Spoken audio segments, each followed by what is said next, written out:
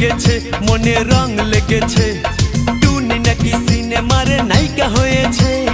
রং লেগেছে টুনির রং লেগেছে টুনি নাকি সিনেমার নায়িকা হয়েছে সেই ছবিতে নায়ক নাকি থাকবে সাকিব খান ছবিটার নাম নাকি তুমি আমার জান টুনির জ্বালায় এবার আমার যাবে রে প্রাণ রং লেগেছে মনে রং লেগেছে